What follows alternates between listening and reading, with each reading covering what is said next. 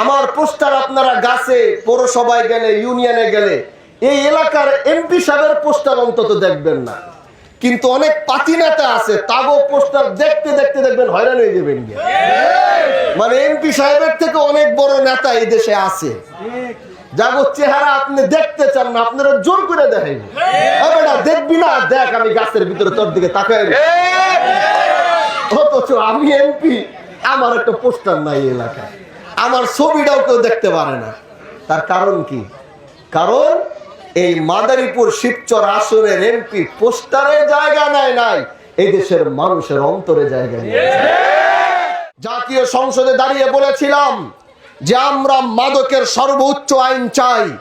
জাতীয় সংসদে দাঁড়িয়ে বলেছিলাম মাদকের বিরুদ্ধে সর্বোচ্চ আইনের ব্যবস্থা আইনমন্ত্রী আপনাদের করতে হবে। কিন্তু এবার যখন বিদেশ সফর থেকে বাংলাদেশে পা রাখলাম, রাখার সাথে সাথে শুনলাম আমাদের মতো সংসদ সদস্যদের সেই উত্তাল কথায় জাতীয় সংসদ যখন প্রকম্পিত হয়েছে, তখন আইনমন্ত্রী সেই আইনমন্ত্রী আইন করতে গিয়ে তখন এই মাদকের বিরুদ্ধে মৃত্যুদণ্ডের আইন তারা পাশ করতে বাধ্য হয়েছে। প্রিয় ভাইরা আমার, এখন আমরা দেখব বাংলাদেশের আইনের প্রতি মানুষের আস্থা বড় কম।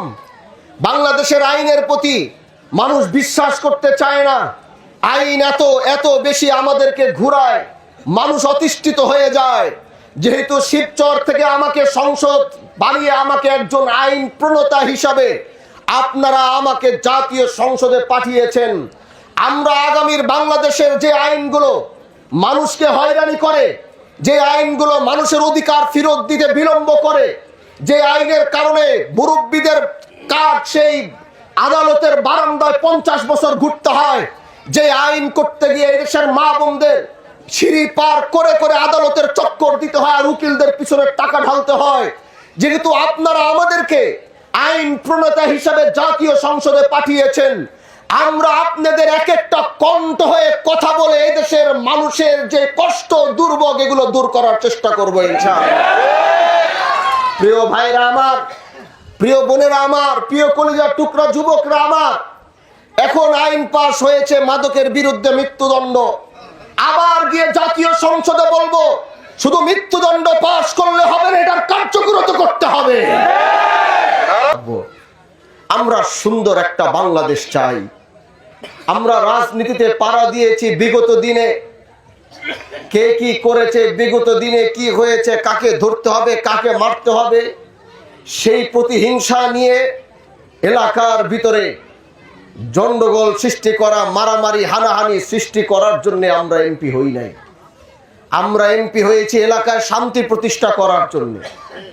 এজন্য এখন পর্যন্ত আলহামদুলিল্লাহ বুকের উপরে হাত দিয়ে বলতে পারবো, আপনারা আমাকে নির্বাচিত করার পরে আমি এই এলাকার এই মাদারীপুর এক শিবচরের আইন শৃঙ্খলা পরিস্থিতি অবনত হইতে দেই নাই।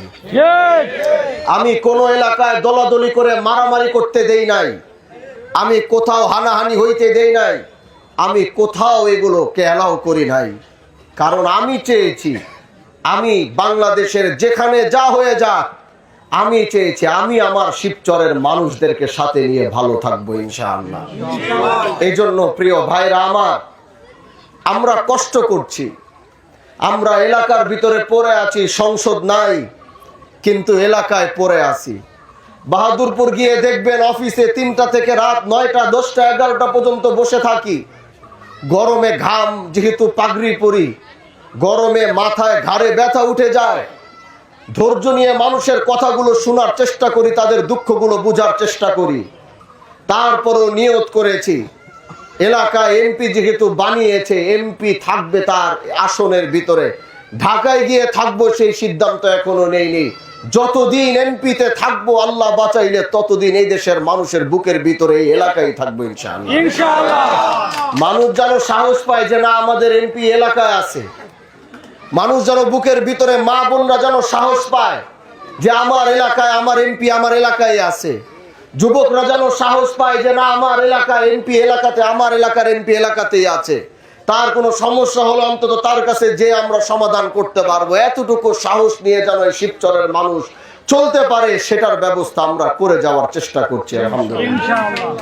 প্রিয় ভাইরা আমার, আমি এমপি হওয়ার আগে আমি বলেছিলাম যে আমি বাংলাদেশের এমন একজন এমপি হতে চাই যে এমপি নিজে রাতের বেলা যদি মাদকের কারবার ঠিক না হয় তাহলে সেই এমপি রাতের বেলা নিজে দরকার হলে মাদকের বিরুদ্ধে অভিযান করবে। আমি আমার সেই প্রতিশ্রুতি রেখেছি। আমি এমপি হওয়ার পর আজও মাদকের অভিযান চালিয়ে যাচ্ছি। প্রিয় ভাইরা আমার, আমি চেয়েছি এলাকার যুবকদেরকে একটু ভালো রাখতে, কারণ এই মাদকের কারণে আমরা দেখেছি পরিবার ধ্বংস হয়ে যাচ্ছে, বাবা মার স্ত্রী স্বামীর সম্পর্ক ছিন্ন হয়ে যাচ্ছে। আমরা দেখছি এই মাদকের কারণে সন্তানরা বাবা মার গায়ে হাত তুলতে বিন্দু পরিমাণ দ্বিধা করছে না। আমরা দেখছি এই মাদকের প্রথমবারের মতো প্রবাসীর সিটিতে শুরু হলো কমার্শিয়াল শপ বরাদ্দ। আপনার ব্যবসাকে দিন একটি আধুনিক ও সম্ভাবনাময় ঠিকানা। একই সঙ্গে নিশ্চিত করুন ভবিষ্যতে লাভজনক বিনিয়োগ। সীমিত সংখ্যক কমার্শিয়াল স্পেস এখন বুকিং চলছে। স্ক্রিনে প্রদর্শিত নাম্বারে আজই যোগাযোগ করুন এবং আপনার পছন্দের শপটি বুকিং নিশ্চিত করুন। স্পেস সীমিত, তাই দেরি নয়, আজই বুকিং করুন। প্রবাসীর সিটি, আপনার ব্যবসা ও বিনিয়োগের স্মার্ট সমাধান।